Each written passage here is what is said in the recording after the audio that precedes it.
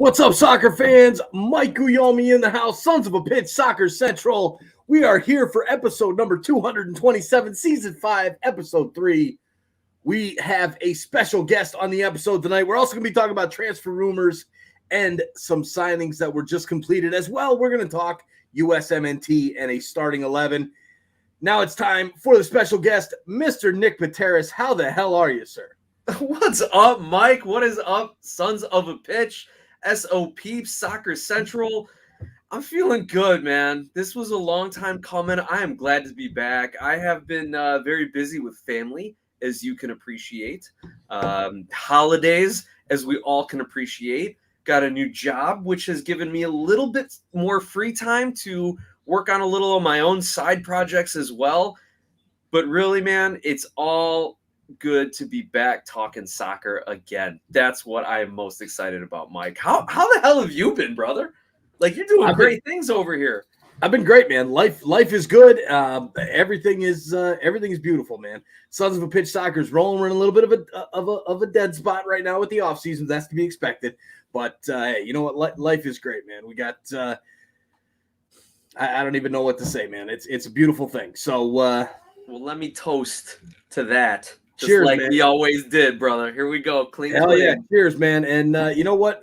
Tell the people where they can find you, man. I've got the link in the chat. It should be ready to go. I got to double check it because of course. Yes, I see it. It looks great. Thank you, Mike, for helping me promote my new channel, Wife, Children, House, taken from the great quote from Zorba the Greek, because he's living a full catastrophe. Wife, kids, house. Yeah, that's how it goes when you're at this point in our lives. But you definitely find me on YouTube at wife.children.house and on Twitter at wifekidshouse.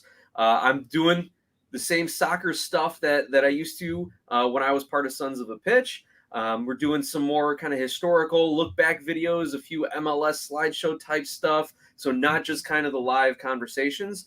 And then, a little something for the kids. Got to keep them interested as well, teaching them all this cool media stuff that we're learning as we're doing these.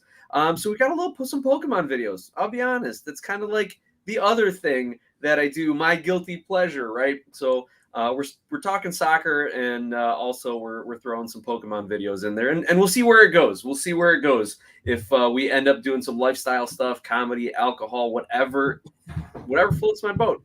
It's all out there.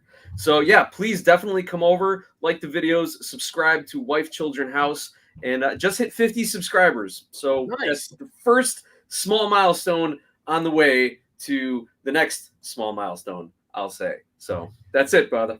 Hey, the first 100 are the hardest to get, man. You know that. We went through that a long time ago together, and we got there, and now we're sitting around, I don't know, 5,700, something like that now through the off season.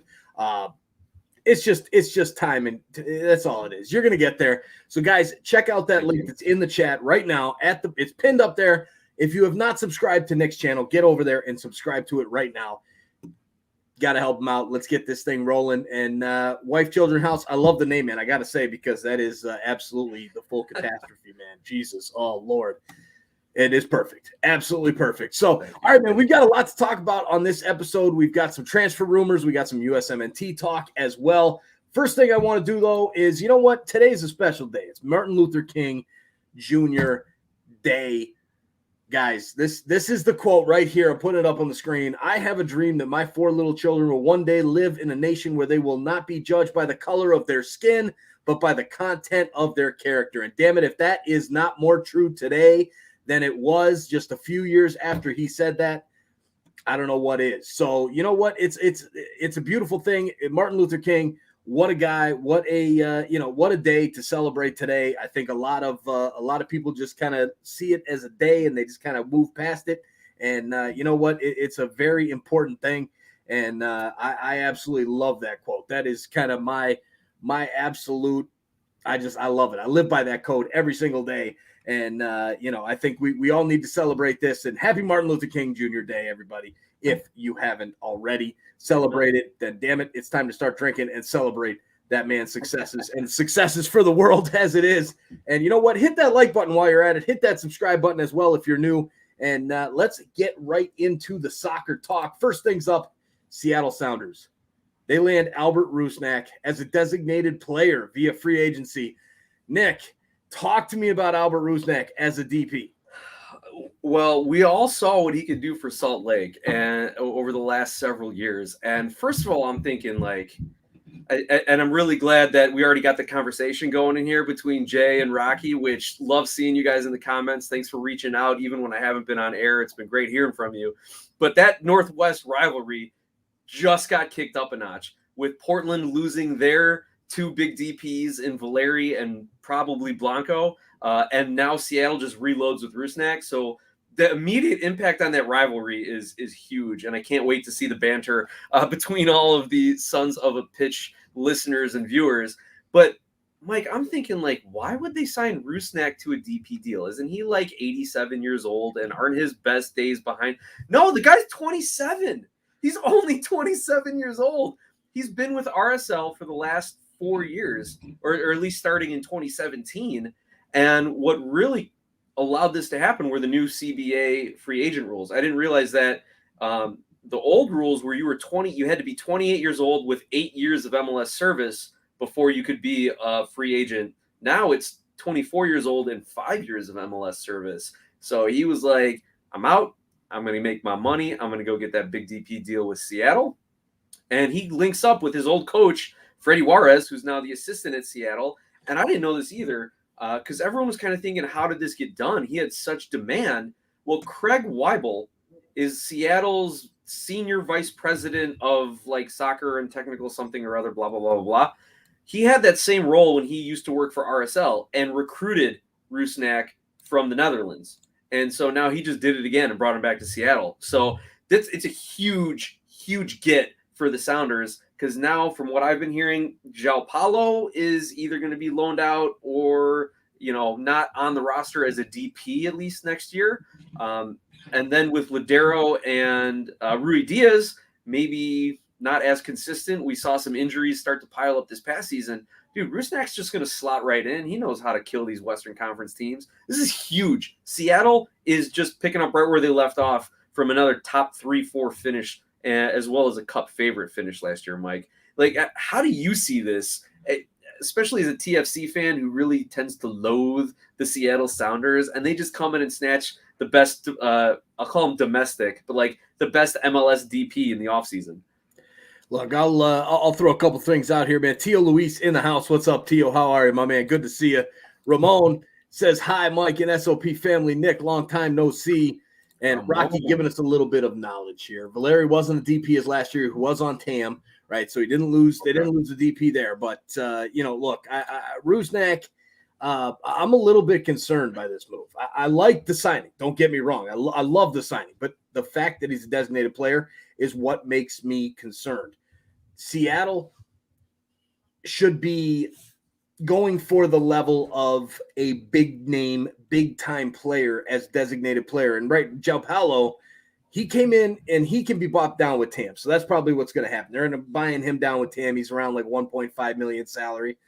So they'll buy him down with TAM and then put Rusnak into that DP spot. But here's the problem. Now they don't have any open DP spots. Albert Rusnak's a great player. He is MLS proven. There's no doubt about that. But for me, I'm a little bit concerned. And I'm with Rocky. I don't think he's as good as Ladero or even better than Ladero. I think he's a little bit below Ladero. So it's a little bit interesting to me that Seattle would use that highly coveted spot where they're going to have to make roster moves either way to be able to sign someone like Albert Rusnak. I think you should have been able to get it done for TAM money. I know Rusnak was a DP with Real Salt Lake, but I think a guy like that, once you've been in MLS, yeah, he's 27, he's still in his prime, still a very proven MLS player. The designated player spot has changed in MLS, even just recently. So I'm a little bit concerned with that fact. But regardless, it's going to be a hell of a team, man. You look at that midfield with Rusnak, Ladero, and Jall in that midfield. You got Christian Roldan as well. Depending on where you slot the wingers in, I mean, that's dangerous. That is dangerous as hell. But I'm a little bit concerned with that tag, let's say, of designated player. But overall, a great signing. I think Seattle, they're going to be in it. They're going to be a playoff team. they're not going to miss. They haven't missed yet since they started out as a team. They're not going to miss the playoffs. So it's a good move, but I'm a little bit concerned about that DP spot. Well, I totally get your concern, especially with Rusnak. Like, he's never been that like great star in MLS, right? I don't know how many. He's never. Maybe I shouldn't say that, especially as a lawyer. Never say never. Never act in absolutes, right? But I don't think he's been in MVP conversations except for maybe once or twice. Excuse me. I don't know if he's been in best 11 conversations except for a handful of times, right? Like, he's not, like you said, one of those transcendent stars that you want to go out and spend most of your money on. So this is it's a holding move. I almost think like Seattle's like, let's get one more year out of our current roster and make a push for that trophy. I guess I could see it in that light. Or, hey man, maybe Seattle is just like roster building at the meta level where they're like, we're just making sure nobody else gets one of these top MLS players. We'd rather sign him so you don't.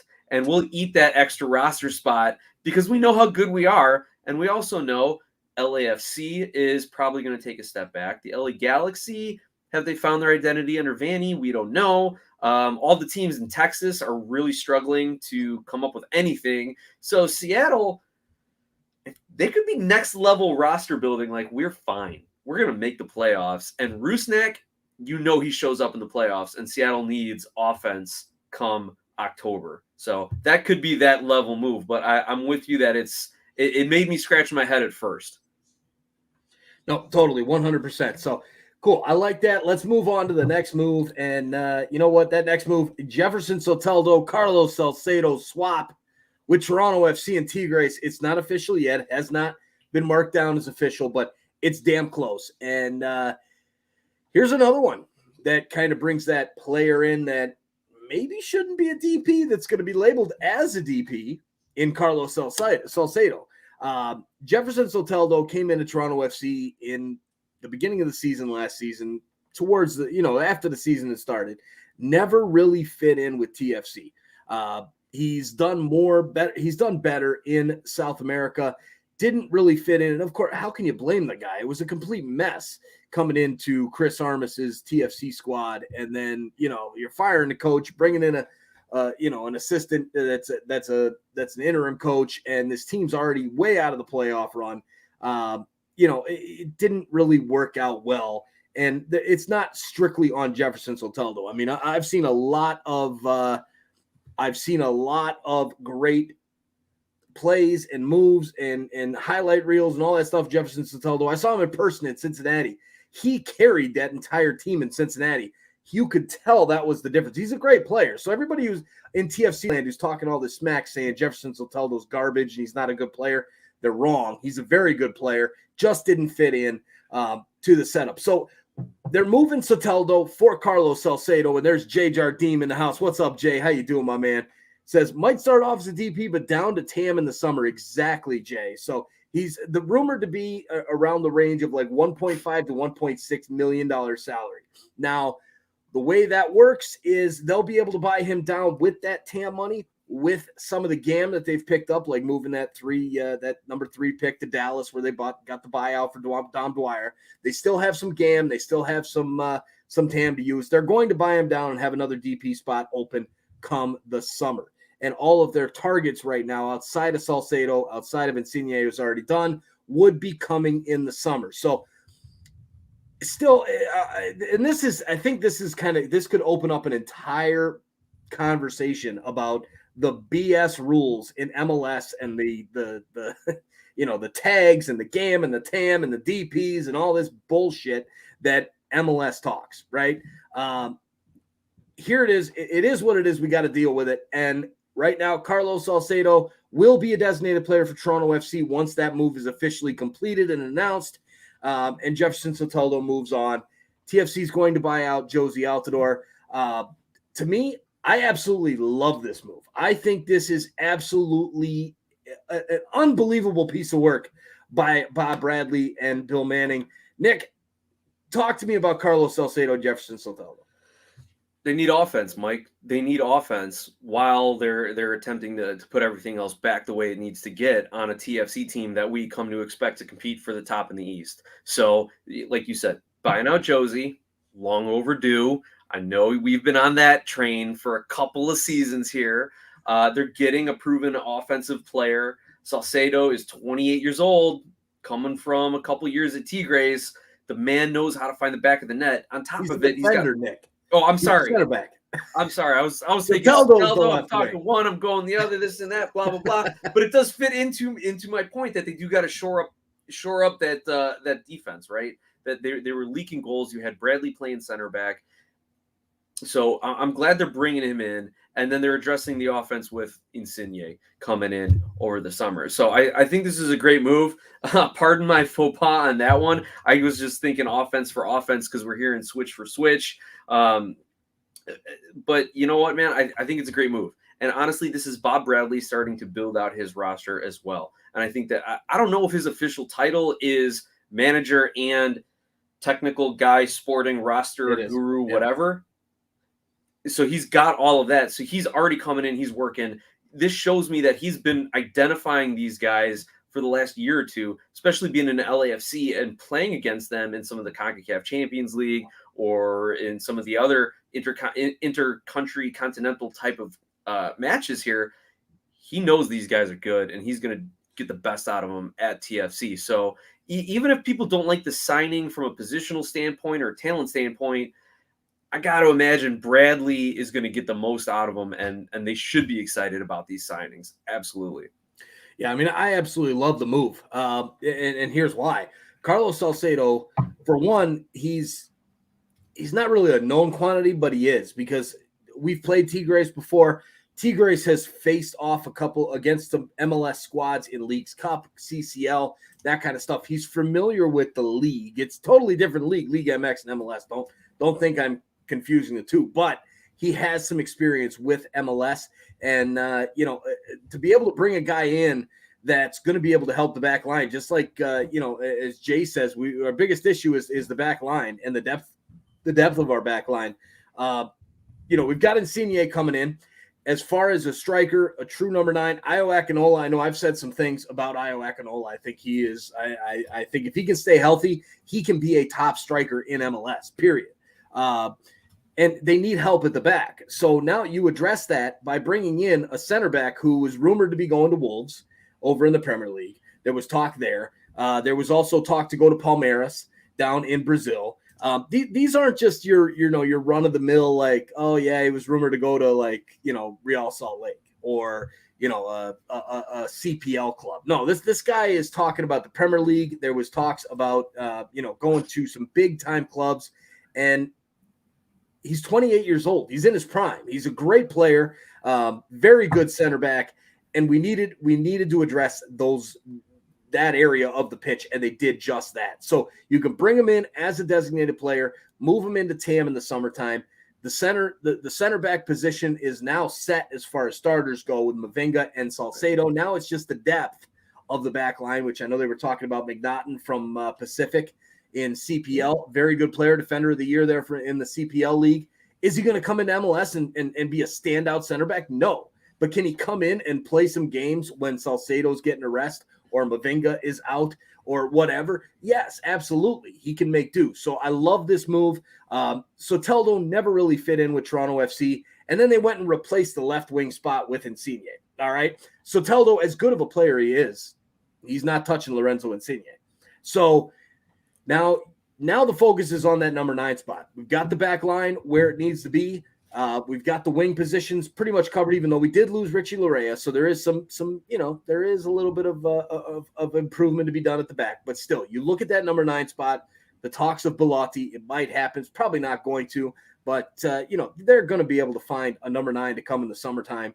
That's just going to fit in beautifully with Insigne, Pozuelo.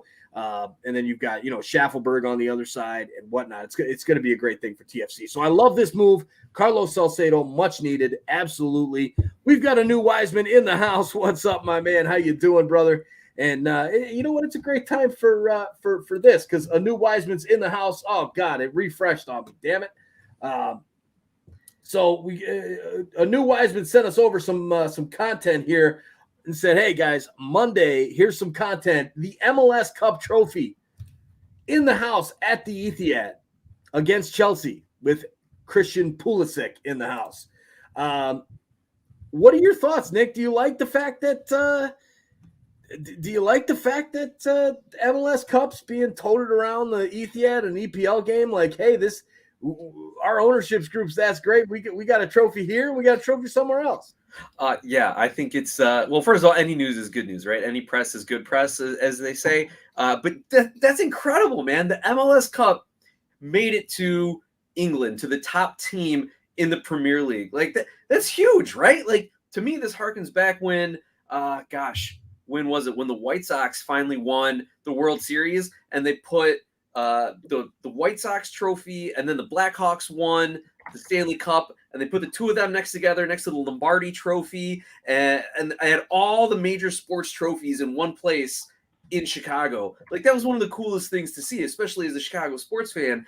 So now to see the MLS Cup being brought out to the pinnacle of European soccer, arguably, I'm not going to debate Man City versus Bayern versus Barcelona right now, but to have that brought out there and to show the fans, like, hey, this is what we're doing on a global stage. Man City Football Group, we're winning trophies in the Premier League. We're winning trophies in the United States and MLS. We have some of the best talent network out there. Remember Albert Rusnak? He came up in the Man City scouting youth leagues too. Like, before he got loaned out a bunch, but he came up in Man City. So it's all full circle here. And I know Man City has clubs all around the world. So I think it's the coolest thing. And definitely it's a business move. We all know we need more money in the MLS in order to raise the salary cap, let go of the salary cap, and sign these players. So make the money, man. Get them out there. Like, I'm all for this. And this is just a cool thing for the fans on top of it. I don't know if anyone from New York any fans got to go to England for this, or if it was just more of an organizational thing. But man, I'm all for it, Mike. I think it's great. I think it's great PR. It's a great look. Like, look what they're doing. This is awesome. No, I think it's cool. You know, it might as well, right? You got it, flaunt it. And they did bring some NYCFC fans. I believe it was some supporters that took the cup out onto the field to put it on the podium. So, you know, hey, it's a good little touch. And hey, it's like these guys have been saying. Jay says here, Man City just owning the EPL right now. I know it got to do with some Twitter stuff where they're like, oh, the EPL's done by January. All the other leagues are pretty much over as well. Are there any leagues out there that you know are exciting? And like MLS, and did pretty well. Got like 35, 40 likes, something like that, a couple retweets, whatever. But you know, MLS, as much as I hate the salary cap rules and whatnot, and that's a long conversation that I'm sure we'll have many times before it actually gets fixed. You know, there's a lot to talk about there, but there is great parity. Anybody can win at any given time. Every team, even I mean, well, maybe not Cincinnati, maybe not. All right, I take that back. So maybe like half the teams have a chance of winning the title, but still, you know, cool to see New York City with the trophy there at the Emirates. So appreciate that, Anu Wiseman. Much appreciated, brother, for sending that over for some extra content. Let's move along to Orlando City. Re-signed Alexander Pato for the 2022 MLS season. The fuck are you doing, Orlando City? Nick, tell me something of why you think this is a good move. Oh, you didn't give me enough time to prepare for why re-signing Pato is a good move. And if you said we'd talk about it next week, I don't think I'd have enough time to prepare to explain to you why signing Pato is a good move. Like, I don't know much about him other than he's a Brazilian in Orlando, and they kind of like that stuff. I think that might be it. But, like, I don't know if I would expect him to be some sort of great, like, piece on this team going forward, or if he's more of a depth piece, or, you know, just kind of let's eat some minutes up and fill in a position. He's a competent type of player. He's 32 years old, you know, so I'm not sure exactly what it is, but Orlando City needs people. They lost a lot of guys. So I think this is really just kind of a roster build move. I don't think they're really investing in Pato's future and building around him or anything like that. They lost DK, they lost Mueller, they lost Nani, I think there's one other bigger name too that they lost that's not coming back for whatever reason. But they did re-sign Perea, and who knows who else they're going to bring in. But I think they just need guys on the roster. That's my explanation for Pato, Mike. Yeah, it's got to be something. I can't wait to see what the roster numbers come out with the MLSPA releases the salaries, because, man, they better not have spent too much money on this guy, because he's 32 years old. He's on the downside. He signed last season, did nothing, played 30 minutes, something like that, before he was out injured, came back, played a few more minutes, didn't score, absolutely nothing. Why they're investing any money in this guy is ridiculous. I understand the whole Orlando City Brazilian ties. I get that, but this is a waste of time. Horrible signing, unless it's for like league minimum. You know, you're talking like 130,000. Okay, put him on the roster and hope for the best. But other than that, I mean, come on. Now, speaking of another Orlando City player, Nani makes a big debut for Venezia in Serie A in Italy. How about that? So Nani goes over to hang out with Tanner Tessman and Gianluca Busio too. Gianluca Busio, our Yanks over there. Comes into the game, subs in the 72nd minute, assists on the goal in the 73rd. I mean, I don't want to take too much time on this, but a lot of talk has been going on, especially with Insigne coming over from Napoli to Toronto FC, and now something like this. Is Serie A kind of turning into a feeder league for MLS? You know, I think it's great that there's a lot of back and forth between these two leagues, especially not too long ago. You heard, who was it, the president of the Italian Football Federation or whatever they're called, saying, like, we need all the best Italians to be playing in Italy, and we want Italy to be an Italian league, and we want, maybe he was just talking more about like Juventus, Inter Milan, Napoli, like the big teams. But I love seeing the interplay, because I think there are so many different styles of players that come out of the United States. We're a huge country, right? You can't possibly scout everyone, which is why I think they still need the super draft for a little while longer, Mike. I just had to get that in for you because I know how much you hate it.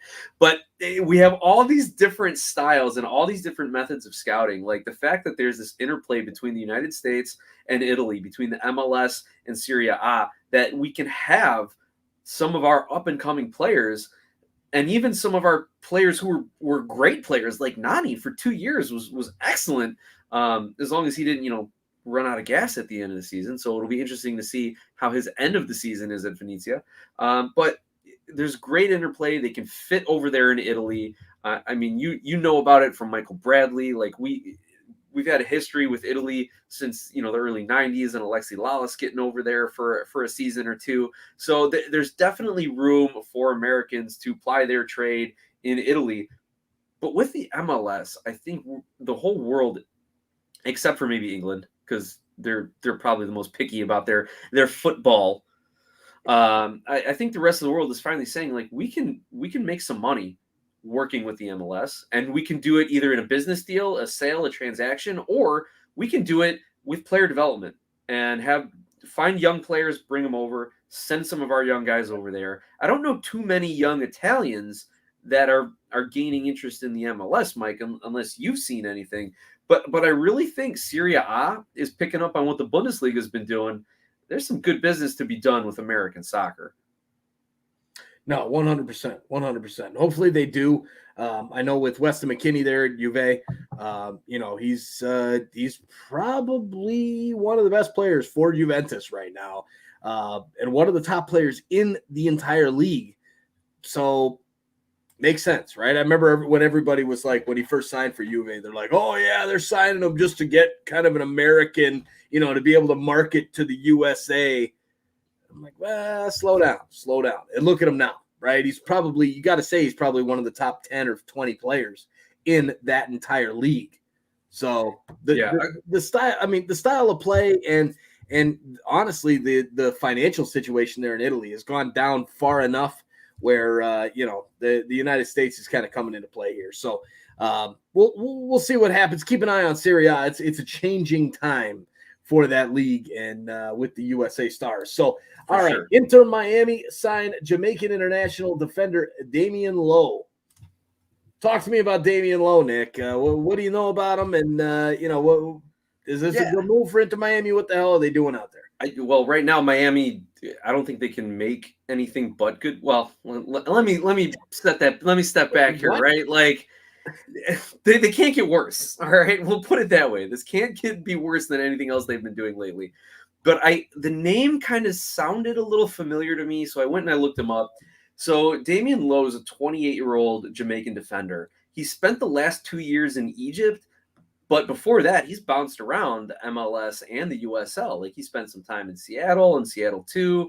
I think he was playing with the Tampa Bay Rowdies, maybe even in Tulsa. Like the guy's been around the United States. And I think we talked about it in the past. Like the USL has become just fertile with kind of middle tier CONCACAF teams like Jamaica starting to develop some of their players and getting into year-round professional settings and trainings. So looking at that, I think it's a decent move from Inter Miami to get a solid defender in his prime who knows what he's doing, who's been around the continent a little bit, who's been around the United States and the MLS and the USL. No adjustment needed. The one other thing, too, to remember is Damien Lowe has 46 caps for the Jamaican national team. So this guy has the confidence. He's playing great soccer right now. He's a part of the World Cup qualifying. So Inter Miami is getting a proven defender. But the more I read into it, they're getting away from their big splash signings like Higuain, like Pizarro. So to me, this is a save my job type of signing. Like we need to just find the safe guy. It's like the old HR adage, right? You don't hire the best candidate, you hire the safest candidate. And that way HR keeps their job to hire the next guy. That's what Inter Miami's doing right here. Like they're just hiring a safe guy. He's going to be solid. He's going to play, 30 games for him. He's probably going to score a couple of goals just off some set pieces or crazy bangers, as Jamaican defenders have been known to do. But other than that, it's a safe signing and a position they can lock down for the season, Mike. What do you think about the Jamaican here? What do you think about the reggae boy just coming up to Florida here? Hey, I like it. I think it's a good signing for an MLS squad. Damien Lowe, he's been around. He's comfortable here. I know that our friend of the show, Ryan LFC, big Jamaican supporter and YouTuber, he understands Damien Lowe, and he loves the guy. So I think it's a good move for Inter Miami. They've got a ton of work to do. They've completely rebuilding that roster. Phil Neville's not going to last. He's going to go. But it's a decent signing. Now, tell me more. What else are you going to do for Miami? That's kind of where the rest of it goes. But, a new Wiseman says it also opens the market for the Jamaican market in Fort Lauderdale and Miami. For sure, a new Wiseman. There definitely is a lot of Jamaicans there in Miami and Fort Lauderdale. Unfortunately, we have to still say that. But, there's a lot of them down there, and that'll definitely – they want to go see one of the players that they're familiar with from the national team, and that's a good move for Miami for sure. So another comment here in the chat. Tio Luis says, Nick, do you like the new Fire logo? Well, I just typed a quick response there, so thanks for giving me a moment to elaborate on that. First of all, nothing will ever be the original Fire logo, the original Florian Cross. Like that thing is iconic of an MLS sports logo as you're ever going to get, right? The crown logo that they had was so bad that anything is going to be better. So by default, I like it, or I should say in comparison, I like it. Again, it's a solid logo. It's a good design. I was even sending in drawings and names and things for the rebrand. And of course they ended up with Chicago Fire FC and a C as the logo, right? So all this input, and they just did the same thing that every MLS club has done over the last 5 years. So that kind of turned me off a little bit. The colors are very much like the Red Stars, the NWSL, the Chicago professional women's team. So I didn't like that as much because I liked the navy and the red and the gray, and I liked that image for the Chicago Fire. Call me an old homer, right? But it seems like this is like an alternate logo for the Red Stars. And it's a decent logo, but when you put it in the context of everything else, I think it falls short for me. All right, there you have it. There's Nick's take on the Chicago Fire. Now let's take this opportunity. My old man yells at artwork take. There you go. Let's take this opportunity to take the podcast sponsorship break and have the on the podcast side at least, have John Donovan's Chicago Fire updates. We'll throw out the Bet US logo, and we'll be right back, everybody.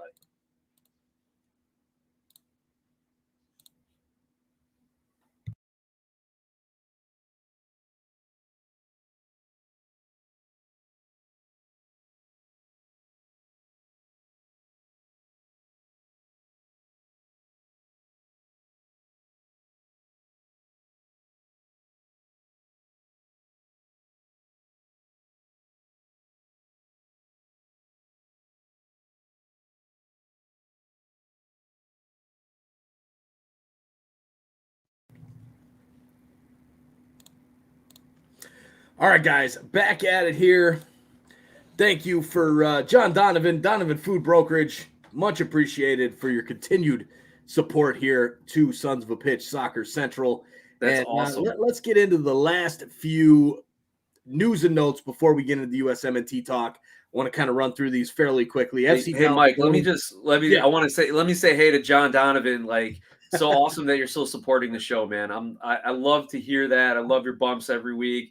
Like that's great to hear, John. Awesome. Good stuff, man. Good stuff. So the FC Dallas loaning Justin Shea to Bundesliga's Hoffenheim. I like it a lot. It's going to be going there with Chris Richards. What are your thoughts, Nick? Young Americans getting playing time in a top 5 league. Nothing wrong with that, Mike. Nothing wrong with that. I love it. There you go. Good stuff. Now, FC Dallas on the other side, they're looking to bring in Independiente winger Alan Velasco. Made a $7 million bid for Alan Velasco. I'm confused with FC Dallas. And before I elaborate on that, Bernardo, how you doing, my man? Good to see you, Bernardo. Thanks for jumping on, my man. I'm doing fantastic. How you doing? Hopefully better. The LA Galaxy, they're going to sign somebody. Come on, Bernardo. Get down there and sign somebody. Help Greg Vanny out, and let's get it. FC Dallas, Alan Velasco, $7 million, 19-year-old rising talent there playing for Independiente. Here's the young South American vibe in MLS. I'm FC Dallas. I just made a ton of money off Ricardo Pepi. I made a ton of money off of all of the other youth signings that have gone out. Justin Shea moving on loan. You've got all these guys. Chris Richards coming up. Tanner Tessman, you got all these Paxton Pomical's probably going to move, like all of these different moves. And you're looking at a 19-year-old Independiente winger. Spend the money, which we've been saying FC Dallas spend the money, and it looks like they're going to try to spend some money, but don't you think it would probably be more productive to give the fans something they want rather than some taking a swing on some kid from Independiente, 19 years old, that you don't know what's going to happen? Well, I don't know how many other DP spots they have. I haven't looked at their roster in depth, but on the one hand, this is probably the biggest signing Dallas has had in a while. A $7 million winger who, according to Transfer Market's website, is valued at just over $13 million. So Dallas is getting a deal if they can hang on to this guy for $7 million for a couple of seasons and then either sell him on or sign him to a bigger deal if he helps them move up the table and establish themselves as a competitor in the MLS. But you know what, Mike? They got a new coach. They're transitioning the roster. And you know what? This is, again, one of those safe kind of signings. And hey, with those young DP roster rules, right, the under 22 initiative, sign a few young guys and maybe build a little bit and see what your coaching staff can do. Because the last thing you need is to become an Inter Miami where you bring in your new coach and your giant, huge Gonzalo Higuain signing and it all falls apart. Or a TFC with a Chris Armas and a Salcedo, right? Like, you don't need to be doing that. So I think Dallas is being a little more cautious, but they are spending more money than they have in the past. So I'll give them the benefit of the doubt on this one, Mike. Yeah, look, I have a hard time with it. They have one DP spot used. That's Frank O'Hara. The 29-year-old forward there came from League MX. Yeah. Maybe they take that money and buy him down. I don't know, man. I don't know, man. To me, it doesn't scream. It doesn't scream like, hey, we're trying to win a trophy. And that's, I mean, I understand there's a lot to it, a lot more than just signing a couple guys. You've got to build an entire roster. You have the different positions you got to fill out. You got to make sure these guys are going to work well together, all that kind of stuff. But, I'm not a fan of it. I like the fact that if this was their, they already had a couple big time players. You add this to it, but Franco Jara isn't a big time player. So I'm not sold on this move. He was a DP bust. Yeah, I mean it's got that writing all over it. So real quick here, I wanted to jump on Connor McCabe says, "How you good sirs doing tonight, Connor?" I'm doing fantastic, man. How you doing? And here we got Bernardo says, you guys think the LA Galaxy need a new logo for the team? Absolutely not. Absolutely not. I like the Galaxy logo. Let's focus on getting a contender first, like eSuper1 says. Let's just get competitive first, then maybe worry about the marketing side of it there. But Jay says Arma's high press working wonders at United. I don't really follow much of it. I just know that Manchester United hasn't been doing well, and it makes me laugh because Chris Armas is in charge. So, he's not in charge, but he's on the bench with Ralph Ragnick. But I can't believe that guy is still there. American coaches don't get no respect overseas, Mike. No respect, none. I tell you. None. And he doesn't deserve any respect. Now, a couple things, lastly, that I want to touch on here. First off, Alfonso Davies. Fonzie, what's he doing now? What's he doing? Well, he's out. He's out for a significant period of time due to developing a mild myocarditis case, which has kind of caused this huge uproar between vaxxers and anti-vaxxers. Everybody who's anti-vax is like, oh my God, it was the vaccine. Everybody who is all on board with the vaccines is like, oh my God, it was the COVID, not the vaccines. You anti-vaxxers are crazy. So here, I'm going to give you my opinion on this because we also had another player, Aubameyang from Arsenal, Pierre-Emerick Aubameyang, who had the same exact thing happen. Same thing with a couple other players from Gabon. There have been a lot of players, a lot of soccer players that have developed heart issues most recently since the COVID times have come, whether it be COVID or whether it be the vaccine. There's an 800% increase on players collapsing on the pitch during a game over the past few years. Now, here's what I want to say about this. And I know a lot of you understand my standpoint on all of it. And I've been pretty clear on it, even though I don't go full like Mike politician here on the show because that's not a good idea. But, look, none of us are fucking doctors, okay? Nobody knows. Everybody on Twitter, shut the hell up, all right? The most important thing here is that these players' health is taken care of. And somebody like Alfonso Davies, which it hurts because he's not going to be available for these 3 qualifiers for Canada coming up at the end of January. And that's a big deal because these are huge games. I think Canada qualifies for 2022 in these next 3 games. Not having your best player hurts, but that's not what matters here. What matters here is the health of the individual that's here. And all I can say is thank God that the doctors found this when they did, to make sure that he doesn't end up as another one of those 800% that drop down with an issue on the pitch, right? So, people will say, okay, it's because of COVID. Some people will say it's because of the vaccine. We don't know. All right. The doctors, are you a doctor? If you're not, shut the hell up. I don't want to hear it. But regardless, there's been a ton of banter on Twitter and it's been pretty ugly. And I just wanted to put this out here. Look, these guys, I hope that all works out to the best. And, we get to see Fonzie back on the pitch very, very soon, as well as some of those other players that have been affected by this, whether it's from COVID, whether it's from the vaccine. We don't know. Hopefully you get better soon. Nick, do you have anything to add to that? Or Mike, I think you spelled it out pretty well there. The one thing I will say, and I'm trying to go find this article, there was a lot of anecdotal evidence about this early on when COVID hit and the vaccine was readily available. Seeing a lot of youth athletes, who are vaccinated, kids who are vaccinated, having cardiac type of issues. But I tweeted it out on the Wife Kids House Twitter account. But there is some research that has been going on that is saying that there is a potential link to myocarditis and the widespread use of the vaccine. Obviously, I didn't read the full medical thing because I would have probably no idea what it means.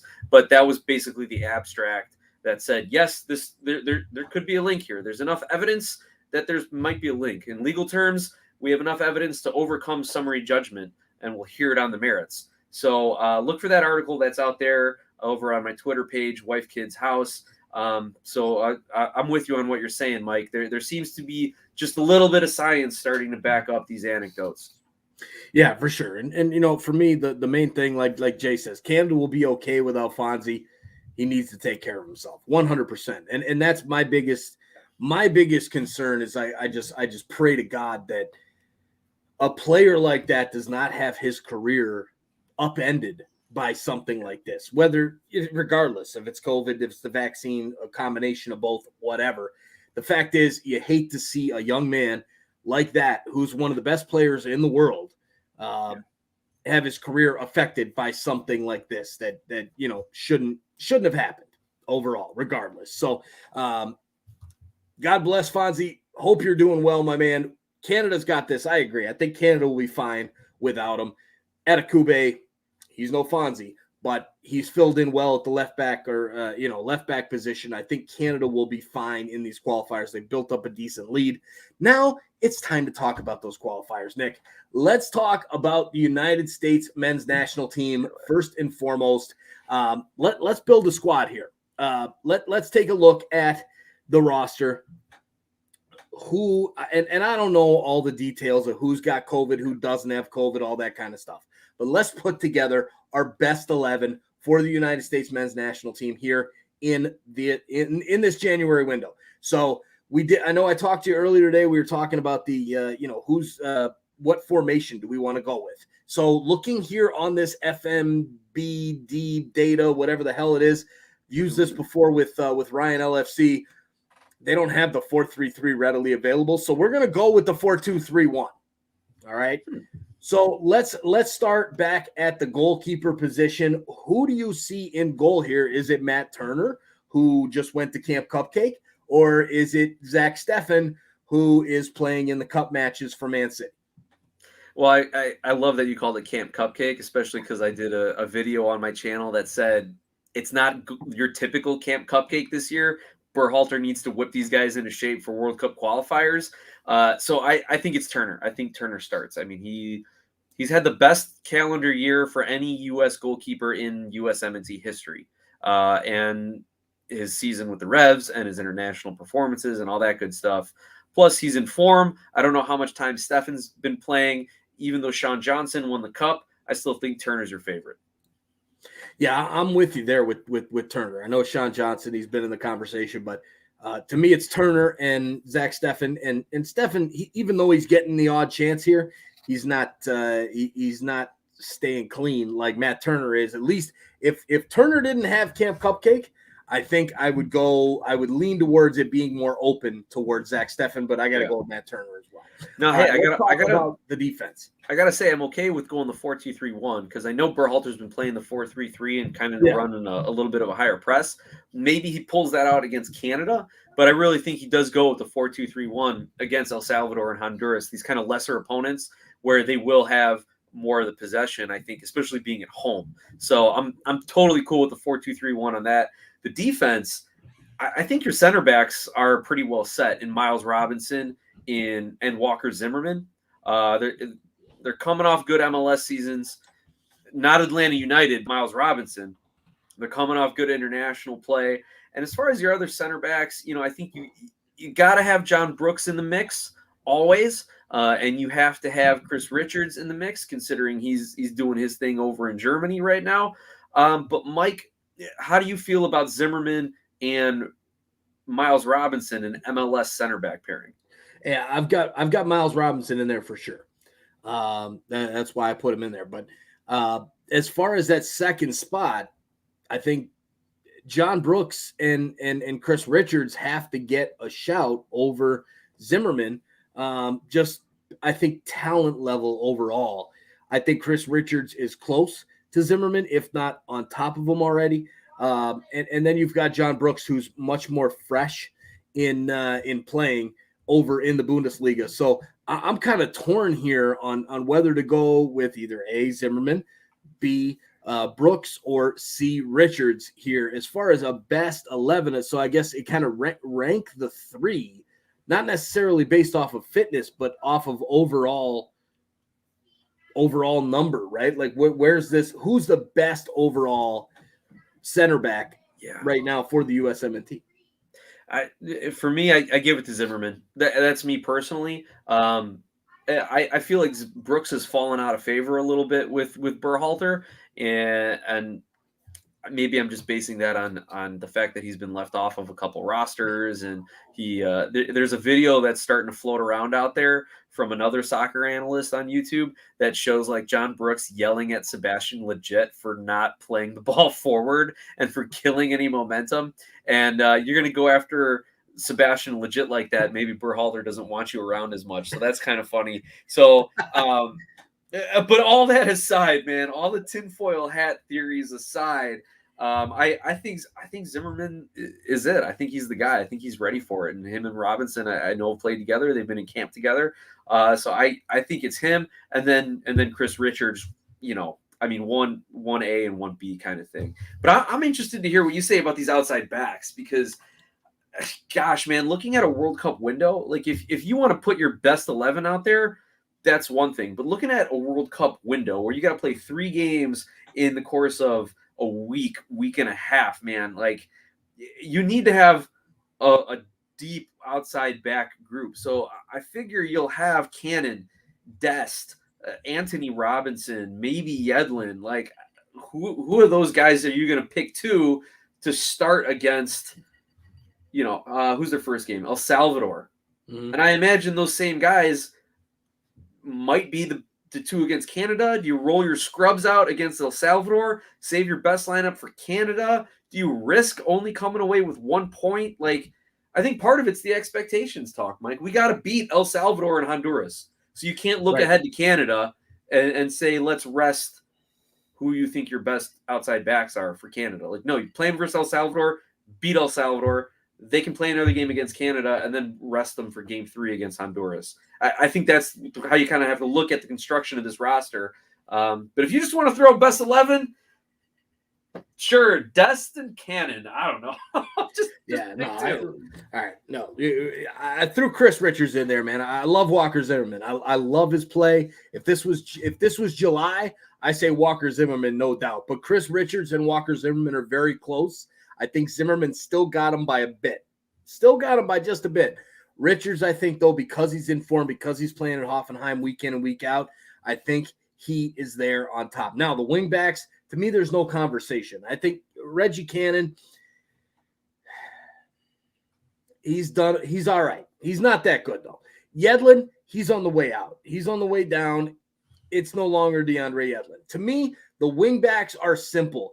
For me, it's Anthony Robinson and Serginho Dest. No doubt about it. And to your point where you talk about, okay, well, do you play these guys here and then rest them for this game, or do you play that guy there? No, none of that crap, all right? What's important right now is winning these games. You put your best 11 on the field every single game. It's 3 games in short order, but it doesn't matter, all right? It just doesn't matter. These are World Cup qualifiers. These are the most important games, period. There's no club game that can match this. There's no friendly that can match this. There's no Gold Cup game that can match this. It is World Cup qualifiers. The only thing that matches this is World Cup games themselves. To me, you put Anthony Robinson and Serginho Dest out there in the lineup, even though Dest is catching hell everywhere about Barcelona and all that. To hell with it. He's the best right back on the United States roster, period, and they need to put him in there and play him. So let's move on to the 2 defensive mid spots. Start talking about it. I'm going to throw these guys in. Well, I totally agree with you, Mike. Like I was just saying to kind of say both sides of the coin there, make both arguments about do you play your best and win the first game, or do you look at over the 3? So I agree with you. Play your best 11, play the best lineup to get those first 3 points. I always kind of thought about it as playing a video game, right? If you're playing a first-person shooter, you don't save your grenades for the next guy. If you die, they're useless. Like, use the best guys you have available to you. And that is why for the midfield, for this World Cup qualifying for this first game, throw out the MMA, right? McKennie, Musa, Adams. Make those guys your midfielders. So I would say keep McKennie and Adams as the two defensive midfielders and have Musa as your attacking midfielder. We all know McKennie's going to roam up the field, but he doesn't do it in a way that it's just like he's caught out of position or he's like, I think I should be pushing up more, so let me push up more whenever I feel like it. No, he identifies when there are gaps in the opposing defense, when he gets the opposing team on their back foot, and he can take the space and do some link play. So he's not, and I think that's part of Jackson Ewell's problem. He's like, I'm a defensive midfielder, I'm going to hang back. He just never made this transition to the attacking side of that. Because when you have the ball, everyone's an attacker. When you don't, everyone's a defender. I think that's how you got to start with a lot of your basic concepts here. So I see you're filling in Adams and McKennie. Don't think you're going to disagree with me on that one, Mike. But what about your other midfielder? What do you think? Yeah, so Adams and McKennie for sure. Now here's where I have the problem. So moving if Tyler Adams, if you're going to play more of a like 4-1, 3-1 or something like, I don't even know if that's even a number, but 4-1-2. Wait, you're the accountant, right? You do God, I can't even figure it out right now. But like, right. I would move Tyler Adams into the middle as like that true CDM type spot, and then put McKennie and Musa in there, because Gio Reyna, I would move Gio Reyna into the 10. I think he plays extremely well at the 10 spot, but I know health issues and whatnot. I don't know if is he even available for this January window? I'm not sure. I hope he is. I'd love to see him get in. I know he's close, so I know it's not like a guaranteed he's not in, but it's not a guaranteed he's in there either. So, for me, I would probably have McKennie playing that back spot with Reyna in there as the 10. But right now, for purposes, let's go with Musa. I agree. I think Yunus Musa is a beast, and he needs to be in that spot. Now you've got the wings and the striker. I'm going to just jump out in front and go with the striker. And this is because I fucking love Ricardo Pepi. Ricardo Pepi is the striker for the United States men's national team. You can bring in DK if you want to off the bench. Ricardo Pepi's the damn striker. There's no questions. There's no ifs, ands, or buts about it. Talk to me about the wings. Sure. Well, real quick, I just did a search for Gio Reyna, and he looks to be out through World Cup qualifying, so we probably won't see him. He's just going to be resting up. He had a hamstring injury back in September, and man, those hammies can linger. So don't expect Gio Reyna. I guess I'm okay with Pepi, but here's where I want to get in a little bit of a discussion with you here, Mike, because I'm assuming one of your last two spots is going to be Christian Pulisic. So then, with your last spot on the pitch, do you put in Tim Weah? Do you put in Matthew Hoppe? Do you put in Paul Arriola, Jordan Morris? Or I love Brendan Aronson. That guy can run for days. Who do you fit in as your two wingers then? Because sometimes I could kind of maybe see Aronson as playing that lone striker up top, just pressing, and then letting Pulisic and Gio on the wings of this formation. And Pepe's not in at all. All right, I got to tell you, first off, Nick, you've had too much scotch tonight. It's bourbon. Okay, bourbon, whatever. We're American. No, bourbon. Aronson is not going to be the lone striker up top. Okay, just forget about that. That's not happening. All right. Now, I like Brendan Aronson on the wing because he can run for days. I like him over those other wing options, right, that you just talked about. So Jordan Morris, now a perfectly healthy, informed Jordan Morris, maybe they're close. But they're not, because Jordan Morris is just getting back. So for me, it's Brendan Aronson and it's Christian Pulisic on the wings. There's no doubt about it in my eyes. If I'm putting out my best 11 that I want to go win a game, that's who I'm putting there. And to me, it's real important. This window is huge for the United States. It's funny. We have this trio at the top right now. We got this United States, Mexico, and Canada. And yes, Canada's up here. They're number one right now in the standings. It's this trio. It could end up any way. And I think all the USA fans and the Canada fans are like, oh, it's all about Canada and the US now. Mexico's done. They're gone. No, they're not gone yet. They're not gone yet. They're close. They're just waiting for that knockout blow, right? It's like Rocky, man. They're ready. It's like the 12th round. They're ready to go. You just got to catch them one more time with one of those killer punches. And I could see it happening in this World Cup qualifying if it finishes number 1 and number 2, Canada and the United States. So for me, I see on those wings, I've got Pulisic and I've got Brennan Aronson. I think that solidifies. Do you agree? You know what? For our purposes here, for playing this formation and the opponents that we got coming up, yeah, I'm totally fine with Pulisic and Aronson on the wings here, Mike, with Pepe in the middle. And this is what's been great about watching this last World Cup window and all these players that they're bringing in, is these discussions that we get to have about who are our wingers, who are we going to bring in. We only have 23 men on a roster that we can include, 22, maybe 23 men. Like it's too bad we can't just roll with one goalkeeper and just add another field player on there, right? But that's what's been a lot of fun about it, and where I think I don't know if you watched any of Greg Berhalter's press conference. One of the things he said was we're in second place, 1 point behind Canada, 1 point ahead of Mexico and Panama. We just need to keep pace. We need to keep our points per game going. So the U.S. isn't going out to try to win every single game in World Cup qualifying and dominate the CONCACAF opposition. No, they got to beat Honduras. They got to beat El Salvador. They got to come away with at least a point versus Canada. Because Canada also has the same 2 opponents, El Salvador and Honduras. You got to imagine they're going to beat them. So if the U.S. wants to keep pace with Canada and stay ahead of Mexico, 7 points out of this window. 9, obviously that's ideal. 7 points. And the roster that we've put together here, I think, is the way to do it. Obviously, if Adams or Pulisic are starting to cramp up or starting to feel something in their back or twinge in the leg, whatever the case may be, then yeah, you have Tim Weah that you can bring in. Or in the future, you could have Gio Reyna step in, or an Areola or a Hoppy, which Areola, I love watching him play, and I love that he's getting buzz around Liga MX to go down there and play. But I think what they're doing is great here, Mike. I think the roster is built the right way, and I think we're set. I agree. I think with expectations, that was my next question, and I think I think the expectation is 7 points, but I love it as a Canadian fan that the U.S. is like, well, we're going to go for a draw. Beautiful thing, man. It's been a long time as a Canadian fan when the U.S. would come to Canada and it was a fully expected 3 points and that was it. And now we're like, oh, maybe not. So I love it. I think it's going to be a lot of fun. I can't wait. I love the fact that the United States is completely imitating Canada. They're like, hey, Canada, we saw you did that and we're going to do it too because you guys rock.